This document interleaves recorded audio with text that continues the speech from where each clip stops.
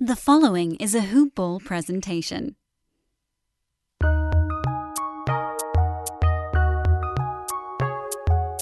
Welcome to the Fantasy NBA Today podcast.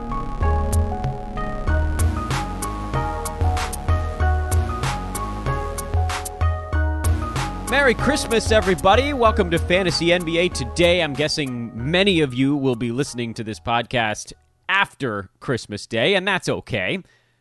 It's a Friday, it's a weekday, which means we've got a show. I will not miss a show. I will not miss a show. Not no way, not no how. Giving you a little Wizard of Oz here on this Friday morning. Merry Christmas, as I mentioned. I'm Dan Besbris, your host here on Fantasy NBA Today. You can follow me on Twitter at Dan Besbris, DanBesbris. Or, if you're having trouble spelling that delightfully Yiddish last name, just search for Dan from Hoop Ball. Google will assist, as the third option is generally my Twitter feed. Hoop Ball is hoop-ball.com. Website has a hyphen in the middle of it. They are at Hoop Ball Fantasy on Twitter. We start today's podcast by letting you guys know that Hoop Ball's doing a giveaway on Christmas Day. So those of you that actually do listen to this show on the 25th, you've got a chance to win 6 free months of Hoop Ball's Fantasy Pass. That's a $30 prize. They're giving that away on Twitter right now from the Hoop Ball Fantasy Twitter handle. All you got to do is seek out a tweet that was sent earlier this morning, retweet it, and you are automatically entered. That's all it takes. That's all it takes is a retweet. Simple, right? Go follow Hoop Ball Fantasy, retweet that bad boy for a chance. They'll be drawing one name randomly at the end of the contest's set timeline. I think it was going to be 24 hours. Maybe they extend it because people probably not paying quite as close attention to Twitter on Christmas Day. But go and check that out again. Opportunity to win a $30 prize from our buddies over at Hoop Ball. I debated in my mind what we could do today, because it's a Friday show, which means this one's going to be dangling out there all weekend long, to make this thing worth everyone's while. Historically, on Christmas Day, we've done kind of a quickie preview show, but we knocked that out yesterday, because historically, Christmas is in the middle of the fantasy season, so we're kind of in the grind already. So what I thought was maybe a more fun, or maybe even you'd say more productive use of our time, is to talk a little bit about some of the beginning of the season stuff that people need to not concern themselves with. And I'll explain myself here in just a second. Normally, as we settle in on this podcast, on Fridays, we do kind of a week in review and a weekend preview, which will still stuff some of the weekend preview here towards the end of the podcast. Just kind of things to keep an eye on, but of course, games going all day today, so there's all this stuff going down. That'll be towards the end of the show. What I thought might be kind of fun to do in the meat of this podcast is to look at some of the players off to either extraordinarily hot or extraordinarily slow starts and let you know what you should be making of that stuff. Because Twitter, and I gauge everything that I do on this podcast based on the way people are reacting on social media, basically, what we're at right now is panic season in the NBA. Whether that's good or bad, I mean, it's generally bad, but I mean, whether your player's playing well or poorly, this is panic season. I can't tell you how many people sent a note to me that just said, should I drop this guy? And my response is always, how many games have you watched him play so far? And the answer was, of course, 1. Because 28 of the 30 teams have played 1 game, and 2 teams haven't even played yet. And we're talking about abandoning ship on guys you drafted probably in like the 7th or 8th round. No. You didn't draft those guys to give them a 1-game tryout, did you? The guy you took at pick 82 was someone you weren't going to hold for more than 1 game? I'm seeing questions about guys taken in the 60s if they should get dropped after 1 game. So the answer is a hard no, obviously. But this podcast will serve to hopefully bulk up the case on stuff like that. So let's go through some of the names, and we're going to do this via preseason rank. So we'll use Yahoo's projections and just look at some of the guys that had a horrible or pretty bad first game and try to allay some of your fears. And then we'll flip the script and look at guys that are having a really good first game and whether or not it's sustainable. So here's the guys that were drafted, and we'll try to rocket through the top 75 or so, because beyond that, yeah, I mean, you could make a case for guys getting dropped. But basically anyone drafted inside the top 75 at this juncture, you're not dropping after one damn game. For instance, Anthony Davis. He was horrible in game one, but nobody's asking if you should drop him, right? Because it's one game. Same thing with a guy like Damian Lillard or Devin Booker, who had 8 turnovers. Or LeBron, who was pretty bad. DeAndre Ayton was pretty bad. Russell Westbrook was good, but had 6 turnovers, no defensive stats. So just, looking at some of these guys drafted in the top 25, let's look at these guys from a different perspective. Obviously, you're not dropping these dudes, but of course, one of the big questions is, is DeAndre Ayton just not going to be as good this year? He only played 24 minutes. Well, he was in foul trouble. He still had 13 and 8 with a steal and 2 blocks. He also missed 3 of his 6 free throws. That won't continue all year. This guy's going to be a bona fide top 25 per game center, and we're banking on him staying healthier this year. So no, you're not abandoning ship on these guys. You're not selling on them. Everybody just calm down. But let's start to get into some of the names where people are having little panic attacks about what happened in game one. Player 1 on that list is Nick Vucevic, who had 15 and 11 in his first game, but shot 5 for just 13 and 2 for 8 at the free throw line. Should you be panicking on Vooch? And the answer is, of course, a hard no. He's going to be fine. He's a 77% free throw shooter, not 25. He'll be 50% from the field, not 39. The one thing you should be a little bit worried about, and we saw this late last season, is that his role in the Magic offense actually decreased a little bit when they went to their higher tempo attack. Because in the half court, there's a ton of Vooch. In the half court, that was basically all they had. So they're trying to get out and run a little bit, which means his opportunities, sort of on a per-play basis, are going to be a little bit less. However, we've talked about this as well, they've added possessions, so it sort of evens out a little bit. And that, I think, is where you want to go with Vooch. In fact, if anything, he's an extraordinary buy low. See if you can get him for someone you drafted in the 45 or 50 range. Go get him. Stop the podcast right now. I didn't get him anywhere because I thought he would fall to 30, and he pretty much never fell to 30. I'm in a bunch of leagues against people that listen to the damn podcast. Go get him now. See what you can do. I mean, I don't know. Someone might be giving up on him after one game. Someone might be thinking, oh, this is going to be a bumpier ride than I wanted. Like, nobody thinks he's going to be bad. But somebody that drafted him at 24 might be thinking, oh, you know what? He's probably going to be more like a top 40 or top 50 guy. So there's your chance. Try to match that. Take a guy you took in the 50 range. You had a big first game. We'll locate those names here momentarily once we get through some of these other names. Here's a guy you probably should panic on a little bit, and that's Zion Williamson, who was taken near 30 in a lot of drafts. And yeah, he's going to get points and he's going to get rebounds because he's just a freak of athleticism, but he's also just going to tank your free throw percent all season long. He's going to have a ton of turnovers, and the question is whether or not he can actually get defensive stats. We don't really know yet. Points leagues, rejoice. Elsewhere, Chris Paul, yeah, he'll be fine. He had 5 assists, he had 2 steals. He just wasn't trying to assert himself. He wasn't trying to insert himself into the offense too much in game one. Jamal Murray, he shot 1 for 9. He'll be fine. Basically, every name that I've mentioned so far, you can put on your buy low list. And I know what you guys are thinking. How do I buy low? Don't go throw some stupid, 9th round pick at these guys. The owners are not going to bite on that, and you're going to ruin the relationship for any opportunity to trade with them in the future if you insult them right off the bat. Can't be like that. So when I say buy low on these guys, basically what I mean is offer someone who was drafted about 2 rounds later.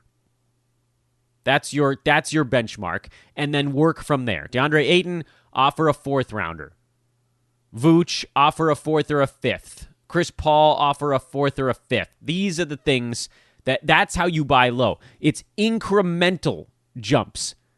It's not, I'm going to, the guy I drafted at 100 who's currently like Terry Rozier. I'm not going to go try to get Chris Paul for Terry Rozier. You're going to get laughed out of the trade that you offered. Don't do that kind of stuff. People are just going to think you're an idiot, and you're trying to take advantage of them. incremental bumps, especially right now at the beginning of the year. This is a great time to do it. You could do it probably 4, 5, 6 times if you're really diligent with this stuff because people are panicking all over the map. Jamal Murray, I thought he was overdrafted to begin with, so I think if you're going to trade for him, you go with like a 6th rounder. Freddie VanVleet, that's a buy low. Andre Drummond, I don't know that I would go try to get him. Obviously, he's not going to be as bad as he was in Game 1, but I don't know that he beats his ADP by much, if at all. So maybe leave that one alone. You scale back a little bit. Mitchell Robinson, there's a nice buy low. Try throwing like a 7th rounder at the guy that took Mitch Rob.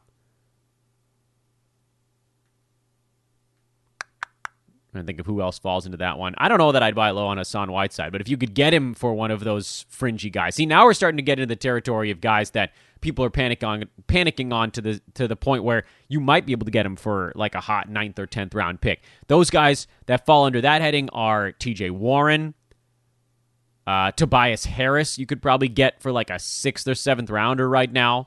Rob Covington, you could get for pennies. Kelly Oubre, before he plays today, we don't know what's going to happen. You could get for pennies. Thomas Bryant, I bet you could get for very little. So this is the name of guys that I think of. Marcus Smart. Oh, go buy on Marcus Smart. Woo-hoo-hoo-hoo-hoo. He's playing in an hour or two. You better move quick. Who else is a nice little buy low in there? Wendell Carter Jr. is a little bit of a buy low. Don't go nuts, but, think about offering Al Horford, who hasn't played yet. Maybe someone's upset about that game getting canceled. Brandon Clark, buy low.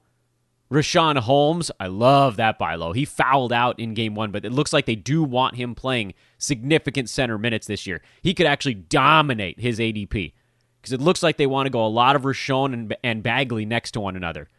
Go do it now. You've got a day, too. They don't play today on Christmas. That's one of my favorites. Rashawn Holmes is one of my favorite buy lows right now. Jeremy Grant is a buy low, although I don't think he's going to do that much better than his ADP, but if you can buy him for less than he was drafted for, that's a net gain. And that's probably your list inside the top 100, at least. Anybody outside the top 100, it doesn't really matter anyway. What about some of the sell high guys right now? Terry Rozier, sell high.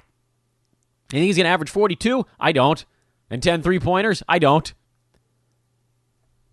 Sell high. I don't know what you could get for him. That's hard. That's hard to know.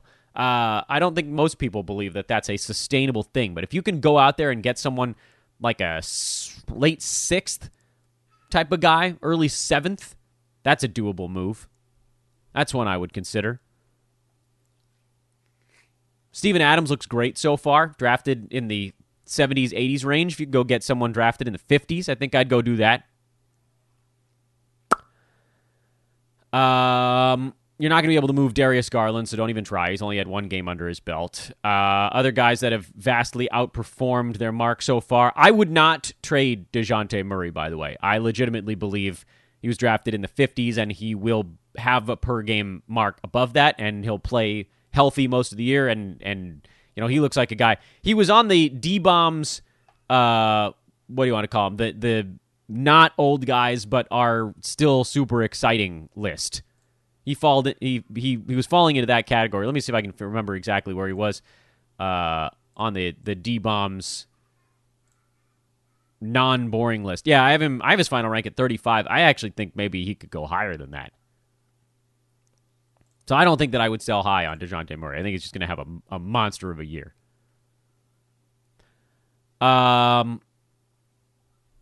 Some of the other names in here, guys that are overperforming that I think you could actually get something for. That's the question mark, right? Because there are plenty of guys that are overperforming so far. Mikal Bridges, by the way, you could probably sell him for something pretty good right now, although he's going to have a good season, and if he's healthy, he'll have a great season.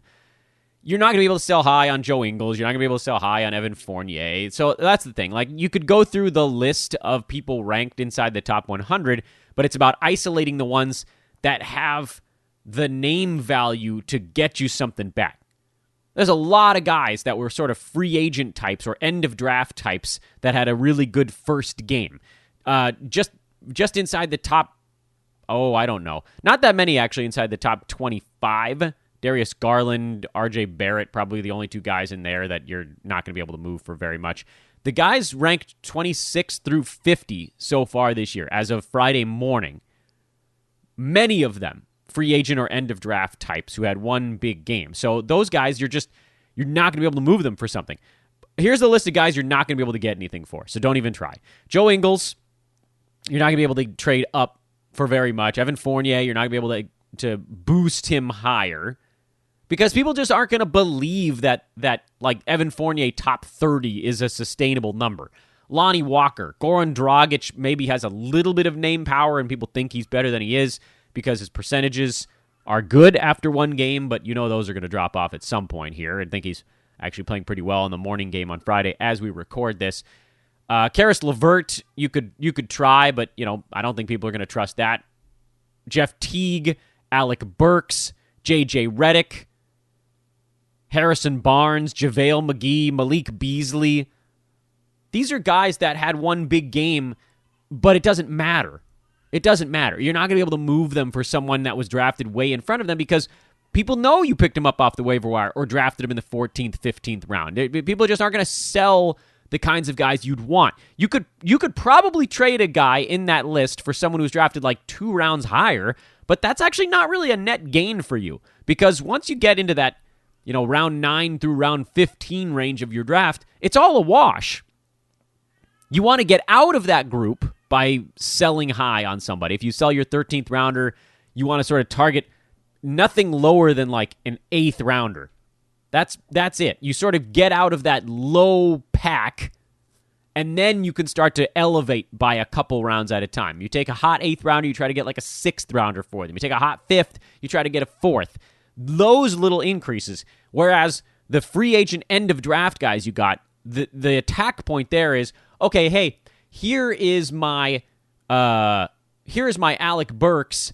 I'm going to need to see someone you drafted basically in like the 80s back for me to feel like this was worth it. Someone that you trust as a decent 80s range guy who got off to a slow start. So there aren't a ton of dudes in there that are making this colossal Mondo leap that I think you could utilize for a significant gain. And the ones that did have a good first ball game, I think you probably hold on to a little bit more. I think their value goes up as they continue to put up good ball games. You have to go a little bit deeper to find guys that I think you could start to look at maybe getting a little bit of headway. Like Aaron Gordon, for instance, who we like this year. I mean, I was up on Aaron Gordon. He had a good first game, 20-7 with 4 steals, missed his free throws, but shot the ball relatively well from the field. He was drafted in the 80s. If you could move an Aaron Gordon for someone you like, by the way, not just anyone taken in the 5th round, but if you could move him for someone taken in the 5th round, I would do it. That's a reasonable target. Not a massive jump. Small, incremental bounces. Did you know you could shop around for prescription prices? With GoodRx, you can find free coupons at over 70,000 pharmacies and save up to 80%. It's that easy. But don't just take my word for it. Dr. Adam says, I've been telling all my patients about GoodRx. Jacqueline says, my medication was $65 without insurance, but I paid $25. Aubriana says, you don't have to pay full price to live your best life. Couldn't have said it better myself. GoodRx is 100% free. Download the GoodRx app today and start saving. GoodRx is not insurance. Who are you texting? My therapist. You text with your therapist? Text, video chat, call. Yep. That sounds too easy. How did you find her? I just went to betterhelp.com/save. She's a licensed therapist and it's all online. I connect when it's convenient for me and don't waste time driving anywhere. Plus, it's affordable. I wonder if I should try it. It's great to talk to someone in confidence. She's helped me sort out quite a few things. And right now you save 10% off the first month when you go through betterhelp.com/save. Betterhelp.com/save. Got it. Who else falls into that category in this group of guys kind of taken in the middle to late departments? Not a ton. Best way to figure this out, if you're bored on Christmas Day and looking for something to do, is to look at Yahoo's pre-ranks and then see who exceeded them as well in a meaningful way, like John Morant, who I believed was overdrafted anyway, but he's number 1 after one ball game. If you can trade him for someone who was a second rounder, you do it. You do it. Even if you think he's going to have a good year, you don't think he's going to be a second rounder. Brandon Ingram, monster first game.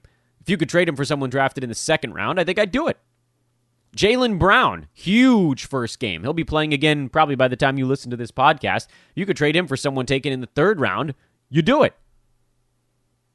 Chris Middleton, colossal first game. Go try to get a second or third rounder for him. See if you can just upgrade these guys by one round at a time. That's got to be the move here. DeMar DeRozan, try to upgrade him by a round. Gordon Hayward, Malcolm Brogdon, Michael Porter Jr. You could probably target even higher. He had a huge first game. Blew the roof off that OT basketball game. Lauri Markkanen. See if you can upgrade him a little bit. Like we said already, Steven Adams. See if you can upgrade him a little bit. Mikal Bridges, Aaron Gordon, Victor Oladipo. These guys are all on the board. See if you can go get something for Davis Bertans, because he shot the ball well, but he only played 20 minutes. Maybe somebody won't notice. So that's your buy low, sell high early season primer. Go take guys, try to upgrade them by about 1 to 2 rounds, getting a guy that you like in the process, not just for the sake of trading. Or if you have someone that was kind of a free agent end of draft type, see if you can get someone that was a bit more established, that you know you can trust for season long. Okay? As always, want to give a big thank you to our buddies over at mybookie.ag. I hope you guys are betting along with us. As you recall, my handicap on this early game that's happening as we record the podcast was basically, I wanted to bet the Pels, but it's Christmas morning. You don't know who's going to be awake for the ball game. And at least here, as I'm talking right now, it looks like Miami's awake, and it looks like New Orleans isn't. And that's why Nothing is as simple as it looks. A little bit of a letdown spot. Young guys on the Pels don't really know how to handle the Christmas morning game. He just came ready. So glad we left that one alone. Let's look towards the rest of the weekend, because there are a lot of ball games happening the rest of the way. Atlanta is at Memphis. We don't even have betting odds on the Saturday and Sunday card yet, so we can't really do the handicap on today's podcast. But what we will do is what we've done in the past, much more traditional fantasy NBA Today breakdown. Oh, by the way, if you're signing up for an account at MyBookie, please make sure to use promo code HOOPBALL, HOOPBALL, when you sign up. That lets them know who's setting you. It also unlocks some various deposit bonuses that do come with rollover requirements. But if you want, they'll often match your deposit, either 50 or 100%, opportunity to get a whole lot more extra free play. And if you plan on hanging around there for a long time, as we do, you will eventually use up that free play. You'll get the rollover. So don't be too worried about that. If you're planning on kind of going quickly, get in, get some of the odds boosts. This is what I like to do. I like to move money in and out of these accounts quickly, so I don't use the rollover stuff, just so that I kind of have the freedom. Take couple hundred bucks in and out of the account when I need to, move it to a different account, go do something else with it. You can leave the rollover. You can leave the bonuses on the table if you want. But please do use the promo code HOOPBALL. MyBookie.ag is the website. They pay out quickly and effectively. I've had no problems with them on that front. That's everybody's big question, because it used to be super weird to do that kind of stuff with these online books, and it's just not anymore. MyBookie.ag. You bet, you win, they pay. Promo code HOOPBALL. Check it out right now. The Saturday card, Atlanta at Memphis. We're still waiting for kind of our first full look at the Atlanta Hawks, so we'll handicap that team when we know a little bit more. We'll see if Clint Capella gets out there and makes his season debut. For Memphis, really good opportunity for Ja to have another big ball game. The Atlanta defense not exactly known for being stout. We'll see if Brandon Clark can get a little bit more into the mix on that Grizzlies side. But from a fantasy standpoint, this is really just sort of a overview kind of game. Just sort of be aware of everything going on. I don't think that this is one of our homework assignments. OKC's first ball game of the year. Said it before I thought they were going to play on Wednesday. There's a lot to pay attention to with the Thunder this year. We want to find out who else is actually going to be involved besides Shea and Big Al. Is it going to be Baisley? Is it going to be George Hill? Is it going to be Luguentz Dort? That's absolutely a homework assignment game. That's a 4 o'clock Pacific time start on Saturday. The Atlanta-Memphis game is actually a late afternoon start out here on the West Coast. But Thunder-Hornets, and for the Hornets, I'm not super interested in what they've got going on over there, other than, which of the guards / wings are going to be on the floor enough. Better move Terry Rozier before that ball game because his averages will be coming down. That really is a game to watch because of the Thunder. There might be someone to snag seriously after 24 minutes. By halftime, you might know, oh, crap, like George Hill played 14 minutes in the first half. Lou against Dort played 16 minutes in the first half. As we see these things, you kind of want to react quickly because this is that time of year. Have your potential drop guy queued up already. Know who you're going to drop before the game even starts. You don't want to be sitting there thinking about it at halftime. Should I do it to this guy? There's always someone. Find someone. Cleveland at Detroit. We'll wait on Kevin Love's status for that ball game. That'll certainly change the front court minutes a little bit. Darius Garland, we'll see if he can have a nice little follow-up game here on the Detroit side. It's really all about minute splits. Is Mason Plumlee going to get most of the center minutes again against a big guy like Drummond? I would assume he does, but you just never know. Things like foul trouble and that nature. Does Jeremy Grant get on track here? Blake Griffin, Derrick Rose. How much do the young guys do? What does DeLon Wright do? That might be another homework game, although that happens at the exact same time as the OKC-Charlotte one. Those are two games I want to be paying very close attention to. Orlando-Washington, not a game I'm paying that close attention to. There's a little bit of stuff on the Washington side, but nothing that I think you need to see as it's happening. That's a box score check of the ball game, if ever there was one. Philly-New York, probably a box score check kind of game on the Philly side. Shake Milton is kind of the only question mark over there. On the Knicks, you could watch it if you want. You'll probably be disgusted by what you're seeing, but, you might as well. Mitchell Robinson, Nerlens Noel. This is another very hard matchup. They had Domantas Sabonis in their opener. Now they're going to have Joel Embiid. So, again, you actually do have a window to buy on those guys, Noel and Mitch Rob, because they're both going to get devoured in 2 straight games to start the year. You're going to see some serious panic after these 2 games. In fact, if you're looking at buying Mitch Rob or Noel, I'd probably wait until after this Saturday game. Roll the dice that you can get them at an even cheaper price because they're probably going to get pummeled. Indiana at Chicago. I don't think the Bulls are as bad as they looked in Game 1. Atlanta hit everything in that game, and a lot of them were at least partly contested, which, by the way, kind of brings me back to a couple of things. I don't think Atlanta plays as well in Game 2 as they did in Game 1. I don't think the Bulls play as poorly in Game 2 as they did in Game 1. So those are 2 perception reality things I would consider once we get lines out on these ball games. Chicago, Otto Porter, Patrick Williams, that's the stuff you're watching there. Can Wendell Carter Jr. bounce back from his rough first ball game? Toronto is in San Antonio. I'm now a little bit more worried about Toronto, and I know it was only 1 game, but the Pelicans just steamrolled him, and the Raptors looked out of sorts, so I wonder if they're kind of playing their way into game shape the way we've seen from some of these other teams that went deep into the bubble. They'll bounce back. They'll be okay. Spurs are playing a faster tempo game. I would look at maybe an over here because I think the Spurs are going to catch a lot of bettors by surprise with how fast they're going this season. You're watching Keldon Johnson there, who had a big first one.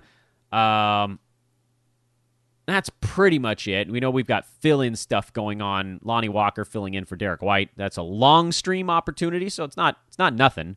But if you don't want to drop someone that has season-long potential, then certainly that's on the table. Toronto side, you probably have from the time of me recording, you probably have about 30 hours to buy low on Norm Powell and Freddie Van Vliet if you are so inclined.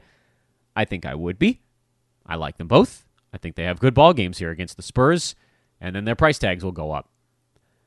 Minnesota, who is Malik Beasley? Like, what is he this season?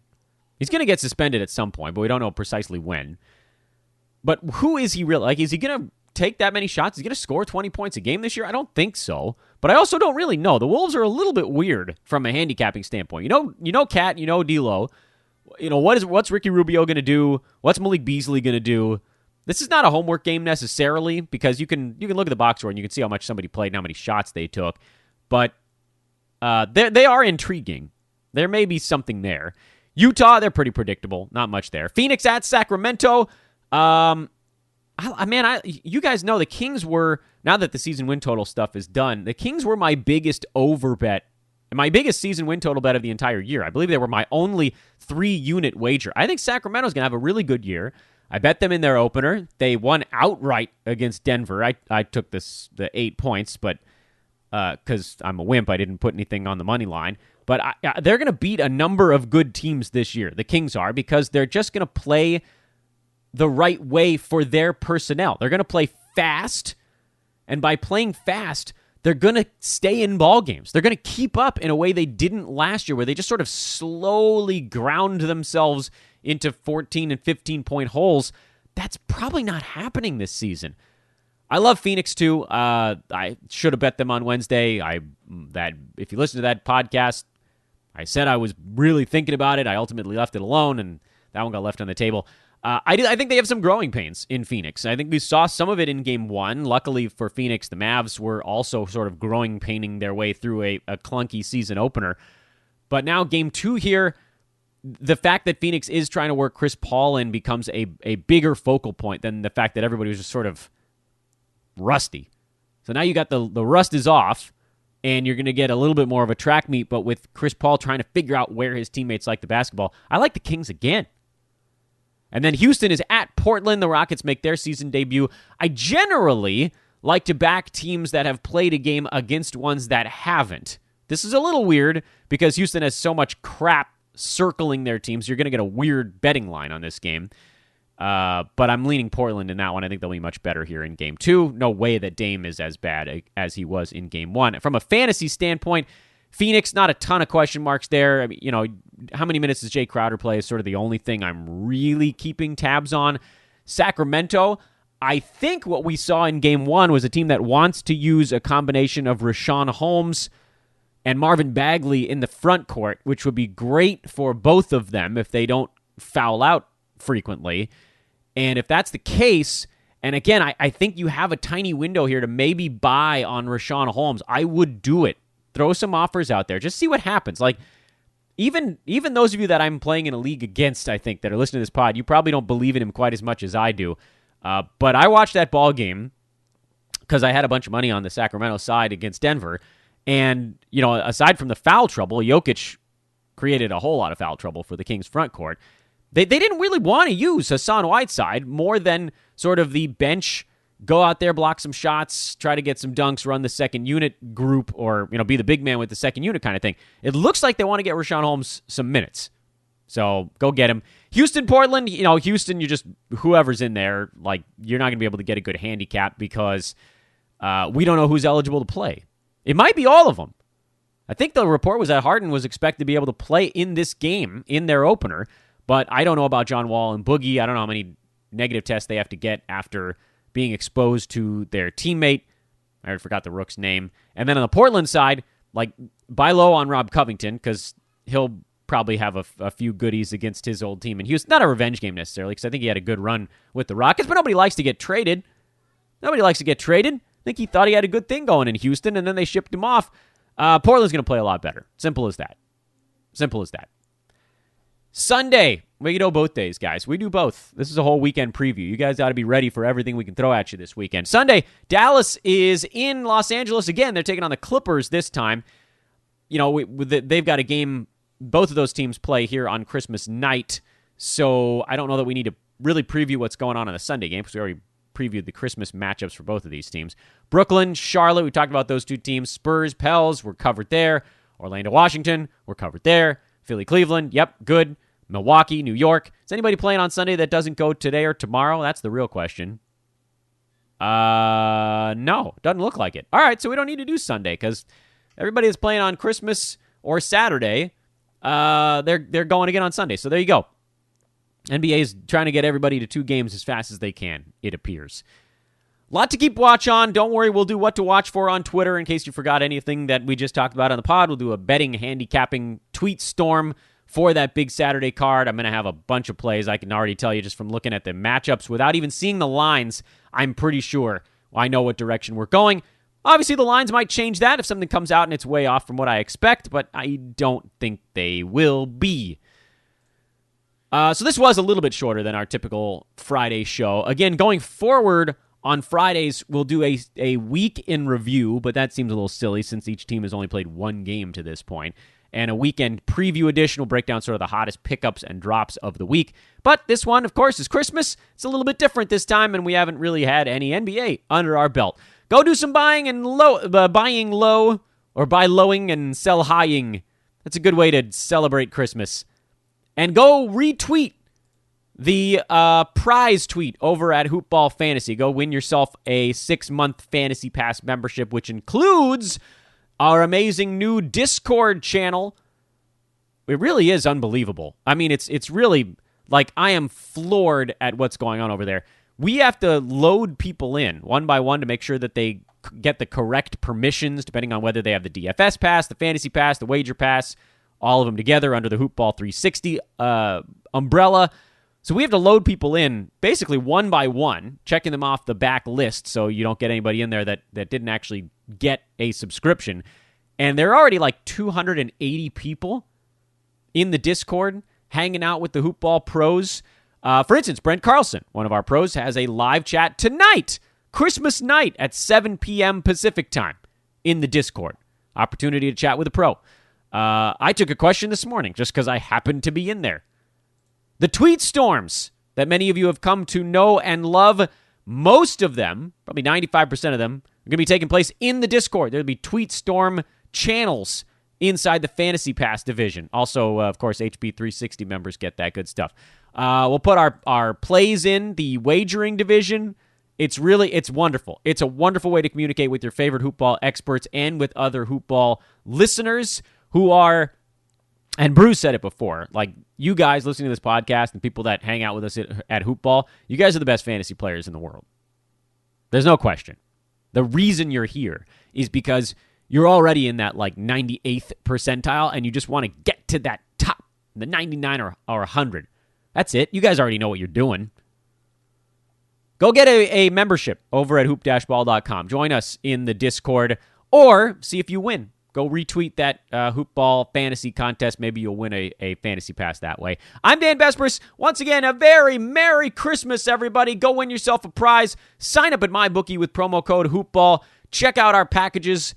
Get into the Hoopball Discord. Follow me on Twitter at Dan Besbris, DanBesbris. And if you're feeling generous on this Christmas day, if your Christmas spirit is overcoming you, drop a 5-star review on this podcast. And then have a lovely day with family. We'll be back at you on Monday to break down the weekend in review. That's always fun. Reverse chronological lightning round. Our first one of the year. Oh, boy. I'm excited. So long, everybody.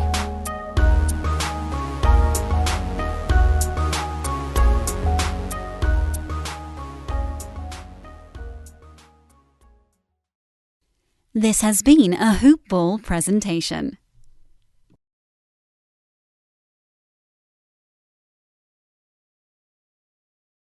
Hey Houston, as we enter the new year, it's the perfect time to start planning for your healthy, pest-free lawn with True Green, America's #1 lawn care company. True Green's science-based approach and local expertise will help give your lawn the year-round care it needs to be thick and weed-free. Go to truegreen.com/radio to take advantage of our special New Year's offer and save 50%. Just call 1-866-759-0858 or go to truegreen.com/radio today to take advantage of this limited time offer for a greener, healthier lawn that you can be proud of.